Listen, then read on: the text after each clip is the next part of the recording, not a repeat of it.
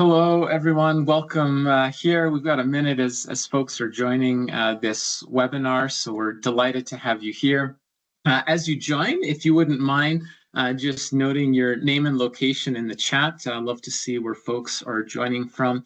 And in just under a minute, we'll get started with our webinar for this day. So my name is Joel Thiessen. I am director of the Flourishing Congregations Institute. And so we're just excited to have so many folks joining us from across the country on this great topic led by colleague and friend here at the Institute, Dr. Katie Steeves. So again, as you're joining, please enter your name and location, maybe your role in the chat. It helps folks get a sense of who is here in the room and such with us. So delighted to have you here during our time together today. All right, I am going to stop sharing my screen there and formally welcome everyone who has joined us here today for our webinar, Gender Lightbulb Moments in Ministry, Canadian Women Pastors' Experiences of Gender Inequality. My name is Dr. Joel Thiessen. I am what am I? Well, I'm a professor of sociology. I'm also director of the Flourishing Congregations Institute here at Ambrose University. And we're delighted to have you join us for this fourth webinar of our series this academic year. Delighted that Dr. Katie Steeves is going to lead us in this conversation. She's going to present for about 20 minutes, and then we'll leave about 10 minutes open for some Q&A after that. And then for those who wish, you're invited to join us afterwards for some breakout groups and discussion opportunities as well for about 15 minutes. And those will be moderated by a couple members of our partnership council here at the Flourishing Congregations Institute and members of our research team as well. Just a few logistics as we get going here. We are recording this webinar and we'll make that available afterwards. You can access that through subscribing on our website, and then we'll share that next week. If you have any questions for Dr. Steeves as she presents today, would encourage you to insert your questions in the Q&A box at the top of your screen. And if you can use the Q&A box rather than the chat function, we'll go through as many of those questions as we can afterwards. So without further delay, we'll hand it over to Dr. Katie Steeves, and very much looking forward to your presentation, Katie.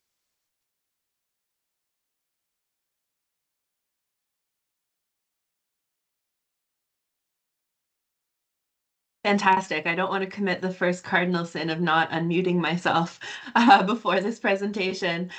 Thank you all so much for being here. It is wonderful to be with you today. Thank you, Joel, for that generous introduction. I'm very excited to be sharing today on this topic. As Joel suggested, my name is Katie. I'm an assistant professor of sociology at Trinity Western University and also get to help out in some leadership with the Flourishing Congregations Institute. Before I begin, I wanted to also acknowledge my research team. So while I may be the face of this project here today, there are so many team members who have contributed to the research. You can see some of their names and photographs on the slide. Some of you are here today. Thank you so much for your support and contribution. I want to especially thank my current undergraduate research assistant, Anita Raji, who has been working with me this year to clean and anonymize the data and has also been instrumental in conducting the preliminary analysis that you're about to hear about today. So thank you so much, Anita. In our time together, my hope is to foreground the stories and experiences of women from across Canada doing the brave, the messy, and the meaningful work of day-to-day ministry leadership. In doing so, I will first give a brief overview of the concept of the gender lightbulb moment and discuss how this might relate to women in the clergy role. I will then briefly describe the data and methods from our project and proceed to talk about two types of gender lightbulb moments that my research team has identified. I will conclude with some themes emerging from the data around how to support and empower women in ministry leadership, and of course, leave time for some questions. All right, gender and the pastoral role. Let's dive right in. There is no doubt that women have always played a significant role within the life and maintenance of the Christian church. However, as Adams notes, for most of Christian history, official church policies have excluded women from holding clergy positions. In recent decades, this formal exclusion of women from clergy and other positions of church leadership has been challenged, and more women are entering into positions of congregational and denominational leadership. In support of this, there has certainly been some promising advancements for women in religious leadership roles in recent days. Just one example I wanted to highlight was how the Canadian Baptist Ministries just recently released a podcast for International Women's Day, interviewing 5 women around their experiences of being the first in positions of executive leadership within their faith-based organizations. You can see the screenshot of that podcast here and also the QR code to access it if it is of interest. It is inspiring that women are filling these positions, and I hope similar success stories are coming out of the variety of denominations represented here today. Although many more formal barriers to Christian women exercising their gifts of leadership are giving way, research suggests that women may still be facing subtler, more informal mechanisms of exclusion when they do take on such leadership roles, however, even within congregations or denominations which are mostly supportive of their calls. Some of these mechanisms take the form of daily interpersonal interactions, which make women leaders uncomfortable, remind them of their different and thus unequal status, or cause them to feel strange and out of place. There are many different ways we could describe these experiences, but I like the concept emerging from my discipline of sociology of the gender light bulb moment, since it is so descriptive and visceral. The light bulb moment is used in gender and sexuality studies to describe a moment of epiphany where one realizes that they are being treated differently because of a marker of difference, in this case, gender. This type of epiphany is not usually a positive one when it comes to being a woman. It involves the uncomfortable realization that one has been slighted or called out, has not been given the same opportunities or compensation, or is being held to a different standard because of their gender. These are the moments, in a nutshell, where one might say to oneself, if I was not a woman, that probably would not have happened. While we may be tempted to question the overall significance of these day-to-day interactions, and may well attempt to shrug them off in the moment as just something that happens, sociological research tells us that repetitive exposure to these types of experiences, also sometimes called microaggressions, can add up to contribute to heightened stress and lessened feelings of belonging. Thus, it is important to consider what types of interactions women in Christian leadership experience as negative gender light bulb moments in order to promote healthier engagement with women leaders in our congregations and other workplace settings. All right. I have been interested in women's experiences in Christian leadership since I was quite young, actually. My mother, who happens to be here today, is a Baptist pastor in New Brunswick, and so in some ways I grew up watching and learning from her brave and groundbreaking work. The work I will present today draws from semi-structured qualitative interviews of 73 women clergy from across Canada, captured at 2 different moments in time. The women interviewed live in provinces across the country and work in a diversity of denominational backgrounds, including Presbyterian, Anglican, Baptist, Free Methodist. There's 11 plus denominations represented, so probably several of your denominations are represented as well. They ranged in age from being in their early 20s to their late 70s. Most were actually lead or only pastors in their congregations, while a few also worked on larger teams.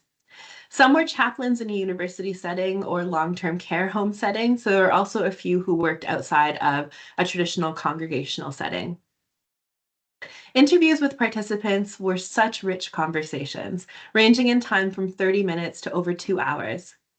To maintain confidentiality, all women quoted in today's presentation have been assigned pseudonyms, and most of the quotes in this presentation and the themes are actually taken from the most recent 2023 data.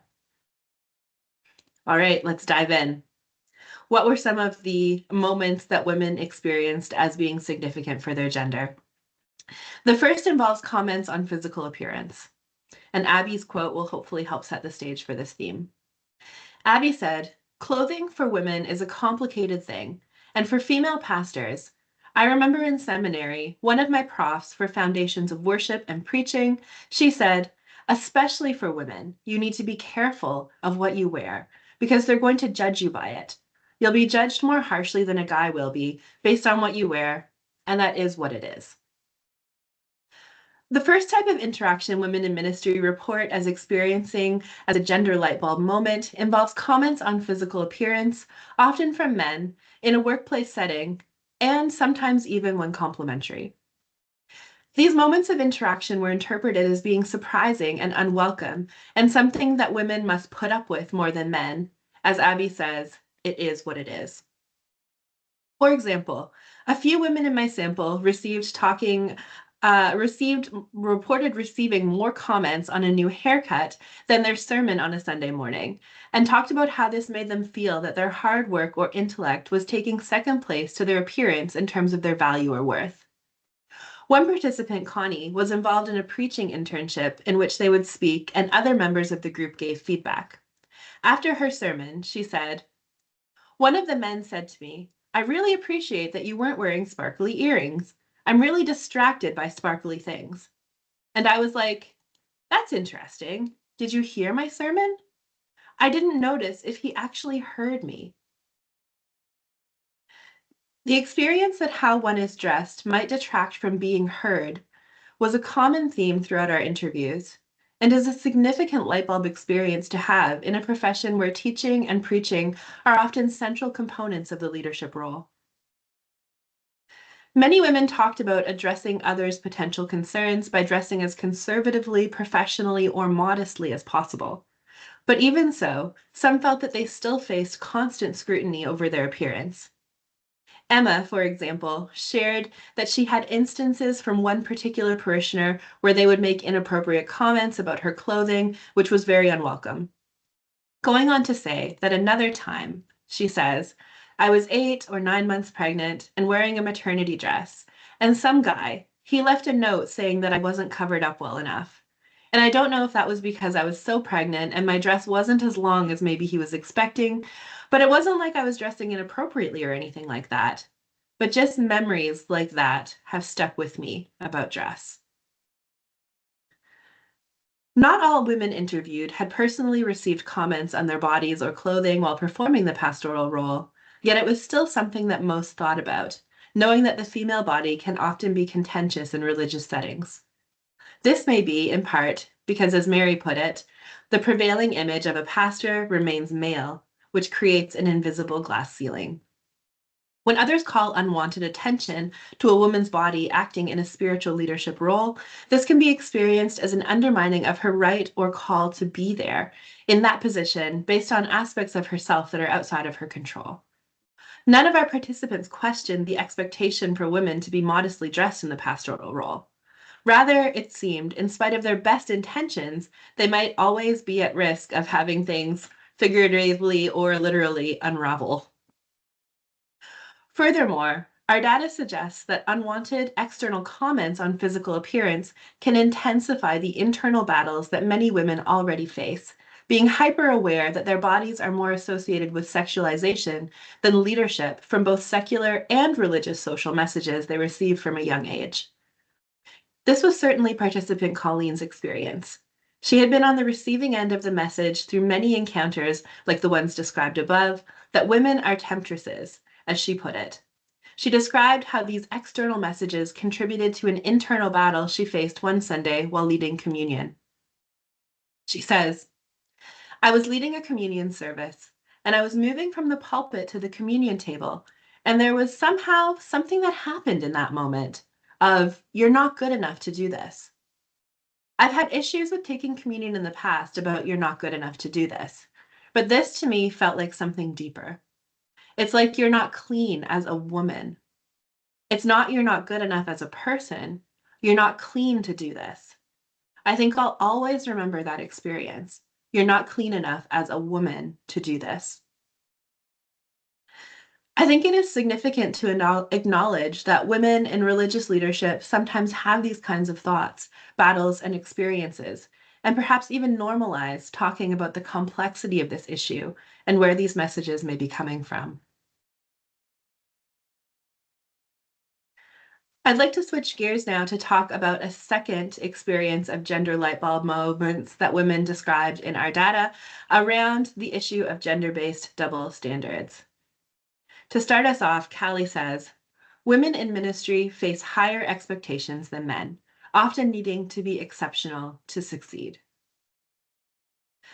A second type of gender light bulb moment emerging from our most recent data is the perception of a gender-based double standard for women and men in ministry. This manifested itself in a few different ways. Some women suggested that they were expected to lead in particular ways since they were women, or that their leadership may be judged more harshly due to their gender. Deborah, for example, felt that male pastors can be more direct and assertive, while female pastors risk being perceived as bossy or difficult if they take on this leadership approach. She said, "In my experience as a woman, you can't do that, be direct or assertive. They just think you're bitchy, bossy. You have to be much more collaborative, much more careful with how you say things. Yes, and anytime I've gone ahead too far, it's caused problems here," in her congregational setting. Similarly, Judy felt that a woman's mistakes in leadership are often attributed to her being a woman, and thus she felt she needed to work harder to prove herself. She said, "It's not the same. So you're always tiptoeing this line. And women, in terms of ministry, I think you get scrutinized way harder because there are the naysayers. There's the people that still don't think you should be in ministry at all. I've heard so many bad sermons from men. Don't get me wrong, I've heard good ones too. But if you speak badly as a woman, then it's because you're a woman. So the standards are higher to me." This is an immense pressure to feel one is working, speaking, and behaving on behalf of all the women around you or those who may come after you into a clergy role. Many women express this sentiment based on their interactions or experiences, that any misstep can be attributed not to a personal mistake or failure, but to the failure of the entire gender, as though the naysayers, as Judy put it, are just waiting for any opportunity to have their biases confirmed. Other participants mentioned that extra responsibilities are frequently placed on female pastors for setup, hospitality, and decorating or cooking for events, sometimes to the exclusion of their actually being able to perform their leadership roles effectively. Deborah, for example, said, "If you're pastoring, then that means you're leading, you're preaching, you're forming, you're doing different things." And I remember going to a meeting where all the women were in the kitchen. There's nothing inherently wrong with helping in the kitchen. But in this case, being in the kitchen for these women meant being excluded from all the conversations, ministry moments, and decision making that were going on outside of the kitchen. That's why it became a problem. Switching gears a bit, sometimes women's gender light bulb moments occurred when they were mistaken for someone else or not expected to be the one holding the pastoral authority at all because of their gender. This was more likely to happen when showing up at an unfamiliar setting or meeting people for the first time. Many women told stories about being mistaken for the pastor's wife, choir director, or of having their husbands greeted as the pastor in their stead. Another iteration of this experience sometimes occurs when women clergy collaborate with other churches or denominations who do not ordain women and find themselves being more intentionally dismissed. Arlene described one such experience. She said, "This denomination that borders with us here, they don't have ladies do anything. For them, it's been very difficult even to call me pastor. I don't demand that anyone do that. I'm comfortable with people using my name. But some of them, it's hard even to look me in the eye." Such experiences of overt dismissal and disrespect were described as being particularly painful and something women hoped might be worked on in relationship over time. A final experience of the gender-based double standard type of light bulb moment occurred when women felt they had faced discrimination or inequality in pay in light of their gender. For example, after Judy entered into a new executive pastor position, she discovered she was earning less than her male predecessor. She had to research salary standards and advocate for fair pay herself to remedy the situation. Ellie talked about working in a church where she felt men were paid more because it was assumed that they were the breadwinners in their families and women would not need as much money. She said, "I worked somewhere where men got paid more than women. I didn't get paid as much because I was a single female because I didn't have a family to support." Ellie also talked about being asked questions about family planning in the context of a job interview, which stood out to her as extremely discriminatory practice. She said, I've been asked about my pregnancy status in a full congregational interview meeting, which I intercepted and said, that's an illegal question. I've had experiences, strange things like that. I think we're coming into a better awareness of what's discrimination in the church, but it is still ongoing. And I think as a female in ministry, you have pretty specific experiences that men don't tend to have. These light bulb experiences.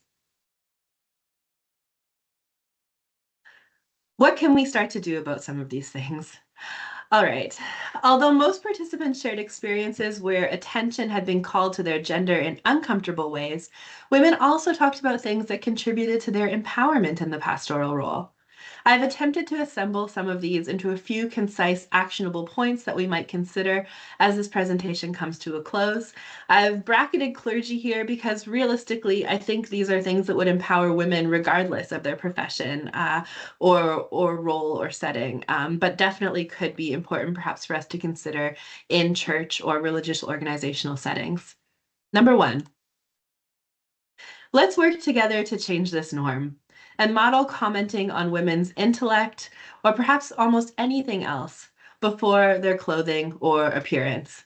I'm not sure that much more needs to be said about that one. I think it speaks for itself. Number two, use gender inclusive language where relevant. For example, when referring to humanity more broadly, to men and women in sermons, in worship songs, and find Bible translations which do the same. Some women felt this was very helpful. Number three, advocate for equal opportunities for women leaders and make them visible. Women felt empowered when they saw their colleagues, congregations, and denominations advocating for them to have opportunities and also elevating the visibility of female role models at every level. Some groups made a point to intentionally include women in visible leadership positions during denominational meetings, like leading from the front as opposed to being in the kitchen. One church decided to start an annual breakfast where they honor significant Christian women leaders in their city, which I thought was a fabulous idea. Many women pointed to the importance of having supportive male colleagues who mentor them and advocate for them with those who might be initially suspicious or resistant to their authority. Number four, in your organization, have clear, proactive, family-friendly, and gender-inclusive policies for things like hiring practices, pay, and maternity and parental leaves. Family-friendly policies help everyone, but they can especially help women flourish and advance in the workplace, as women still often take on extra care responsibilities in other spheres of their lives. Family-friendly policies take a holistic approach to the worker, recognizing that we all have other responsibilities as well as things that fulfill us outside of the workplace. So instead of demanding extra hours or promoting the cultural norm and formally or informally rewarding this setting that everyone works more, volunteers more of their time, and stays late, even if it is for the Lord, consider instead normalizing flexible schedules, taking time off for spiritual retreat or rest, spending time with family or in other fulfilling ways outside of work, and providing opportunities perhaps to be flexible in other ways, like working from home on occasion. Finally, I would suggest a way that we can empower women in clergy and other positions is to have clear pathways for support and mentorship throughout women's life courses and the life courses of their careers, from ordination to finding congregational placements to mentorship opportunities and beyond. I think there's lots of creative places and ways we can get intentional about this. That's where I'll end. Very happy to take questions. Thank you so much for your attendance and for listening to this important topic. It's fantastic. Thanks so much, Katie. So much respect for you and your research, and I think really helpful for us to think about this topic. Yes, for those of you who have questions, you can add those into the Q&A box at the top of your screen. Maybe I'll begin, Katie, by just asking you, what did you find most surprising about this research and or most encouraging? I mean, you spent a lot of time and space in this over the course of your career so far. So yeah, most surprising and or most encouraging for you. Thanks, Joel. I think that one of the most surprising things that initially emerged from these interviews was this whole topic of clothing and appearance. I'm not sure why it was surprising, because we think about how women are socialized, how young girls even are socialized and commented on and complimented. However, it was a whole area that just kind of unlocked in some of my initial interviews. And then all kinds of women started to say, me too. I've had those experiences too. And so you think clothing, shopping, frivolity, girls, but it's not. It's incredibly serious. It ties into, like I said, women's voices being heard, authority being taken seriously.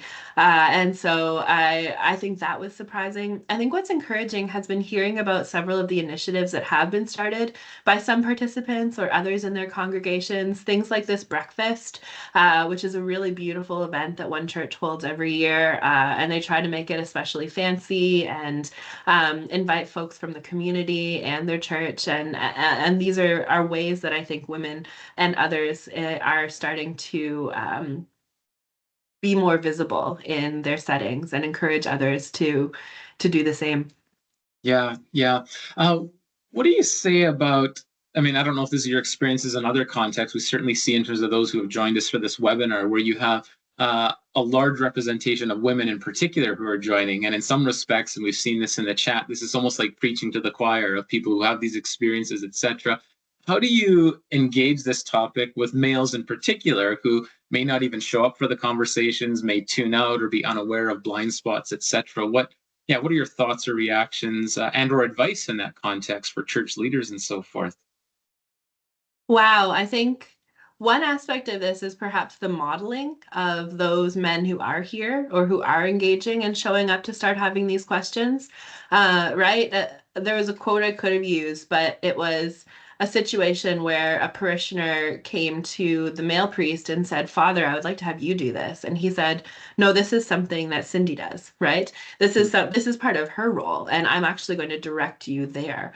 And I think that's just one example of how men can kind of lift up or use the influence perhaps that they have, those who are coming to the conversation, right? To start to model perhaps to other men or other women that this is how we are doing things now, right? This is how we treat women. This is how we are advocating for and empowering. I'm sure that it's kind of, I picture it like a bell curve. I'm sure that there's some on either end who are going to be very early adapters and very excited about this. There's probably that middle that we could move either way, perhaps. And then there's the end who are folks who may never get on board, right? Or who may have a really hard time with getting on board with supporting women in clergy positions. And I think we should probably be more concerned about that middle, right? That we can move perhaps towards the more supportive side, I think, through our modeling and intentionality. Yeah, excellent, excellent insights, Katie. Did you notice any differences between denominations in terms of the Hmm. kinds of experiences that women had, or were there more similarities and differences? Yeah, that's a really interesting question. The only one difference that I can certainly point out uh, with a level of certainty, because I haven't delved into the data that specifically yet. I think that will be important to look at.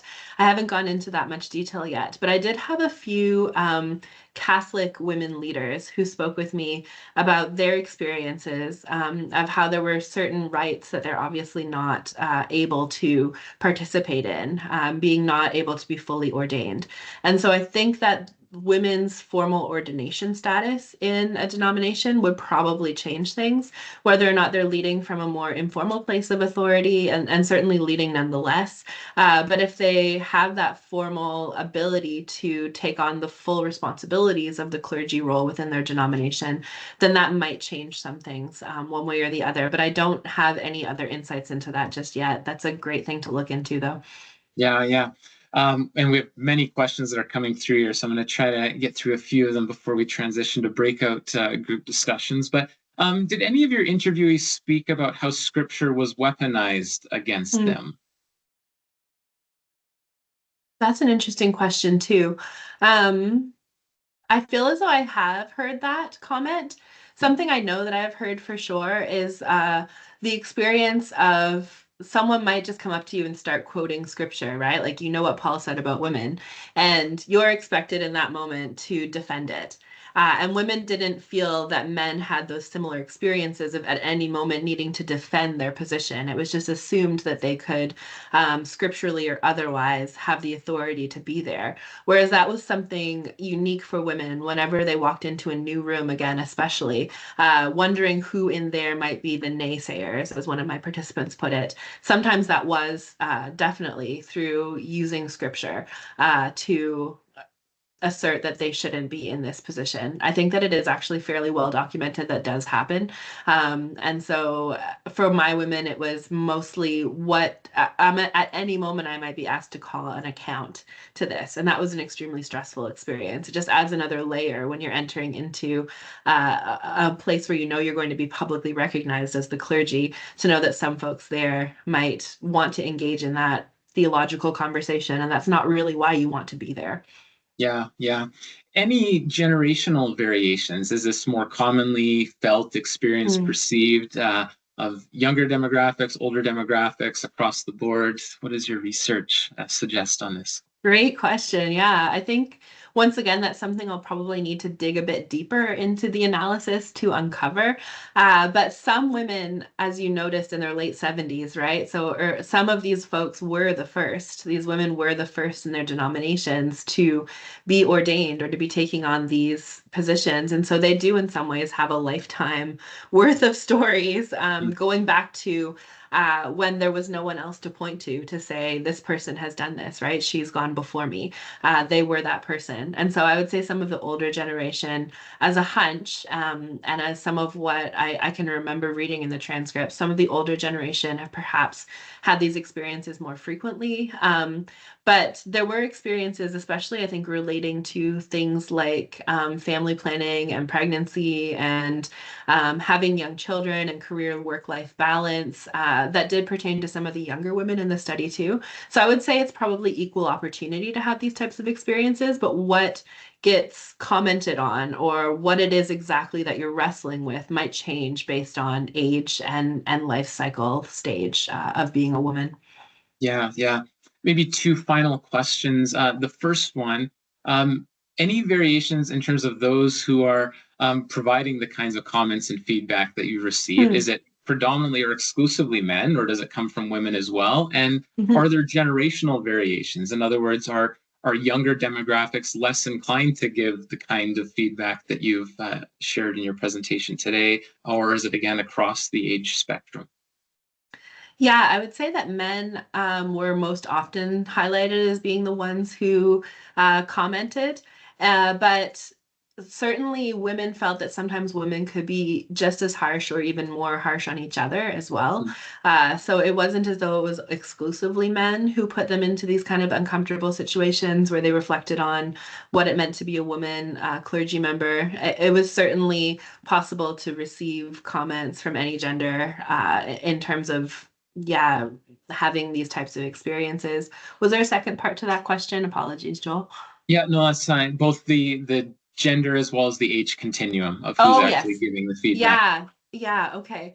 Again, I'd have to dig a bit deeper to confirm this hunch, but based on my readings, a lot of the time it was felt that folks were kind of a middle age or older generation who were providing these comments, or perhaps it was just that women felt like these were the people who could perhaps get away with it more, that it could be shrugged off if it was someone of the older generation who grew up in a different time, perhaps had different standards or expectations around gender. I don't know that we should necessarily let them off the hook, but I think that that was sometimes the comments were couched with, but oh, he's such a nice older man generally, anyways. But yeah, there was, I think there definitely could be some element of age and gender that should be considered a bit more in those analyzing the experiences of those comments. Yeah, thank Yeah, you. yeah, yeah. And final question, is this research published anywhere, or where might people access this research, or what's kind of the trajectory for you on this front where people can hear more about your Oh, insights. phenomenal. Hot off the press. Well, it will be, I hope. So interestingly enough, in my own journey, my team collected this data, the most recent data in 2023, and then I went on a maternity leave myself, and now have a 19-month-old daughter. So I'm in the throes of working on it. I'm hoping to do some writing and publish this summer. Anyone is definitely welcome to email me. Maybe I can put my email back on the chat. I can let you know when there's a paper about this particular topic in general. I have some things published around other experiences of women in ministry, like their call to ministry. But this particular topic, I'm hoping to really dive into and publish this summer after a little career interruption of my own. But very excited to get it out there. So feel free to email me if you want to be kept up to date. Yeah, very good. And folks can find you online, of course, at Trinity Western, and they can see some of your Definitely. publications. We'll be sure, of course, to share these things at the Flourishing Congregations Institute. So those who have subscribed that way as well, happy to share it that way as well. So, Katie, thank you so much. You've led us so well in thinking carefully and deeply about a really important topic in congregational life that doesn't get a lot of attention. And our thanks to many who have joined and raised some really good questions and so forth as well. As we kind of wrap up our time together here and transition to breakout groups for those who are interested, I want to just draw our attention to an upcoming kind of special webinar that we're offering here at the Institute based on our recently released book, The Stories Congregations Tell, a fantastic co-author chapter in there from Katie and a couple of colleagues at Trinity Western as well. And so we invite you to join us on April the 1st, and the details are here on the screen. To register. What's unique about this setting is a few of our authors are going to share a little bit about the book, and I'll be part of that. And then we're going to hear from 3 practitioner respondents from across the country and different theological traditions who are also featured in the book, who try to engage some of the learnings and insights from the book within practical theological contexts and ways as well. So I want to invite you to join us for that, to register, to spread the word with those within your context as well. You can also subscribe on our website at flourishingcongregations.org, where you can receive updates every couple of weeks, where we release what we call the Flourishing Forward feature with new research from other scholars across the country. So you're invited to register online and follow us that way as well. Now, for those who are interested in joining us for a follow-up breakout groups, we're going to join for about 15 minutes. We'll moderate those conversations with members of our research team and our partnership council. If you don't wish to join us for that, totally fine. This will be kind of the time for you to sign off. And so we'll just thank you for joining us. Hope this was a good experience for you. And for those who wish to stay around with us in the breakout groups, we'll give kind of a little bit of a transition here as folks are leading the conversation here.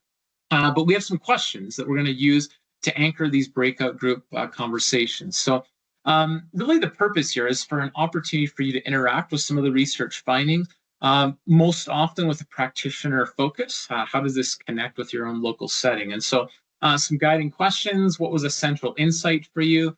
What's the central question that remains for you? Maybe there's something that your church is doing or your context is doing really well, and this might be an opportunity to share that with those who are in your breakout group. Or maybe there's one step that you would think about, like this really intersected with our experiences and something we might want to try from those 5 ideas that Katie shared at the end of her presentation. So different possible avenues that our moderators will provide an opportunity for you to engage with. Again, just an important thing as you interact with 3 or 4 others in your breakout group, give space to others to share and to speak, to sort of share your idea, but then give space for others as well. Hopefully a hospitable environment for us to engage on these topics. And so again, these questions, if we're able to share our screens in the breakout groups, we'll do so, or you might want to take a screenshot of this yourself so you have some of those questions as well. So we'll transition to breakout groups. At the end of those groups, the moderators will actually close those after 15 minutes or so. So this will be the last time we'll all be together in this format. So my personal thanks to each of you for joining and enjoy your breakout discussions and the rest of your week. And hopefully we'll see many of you on the 1st of April as well.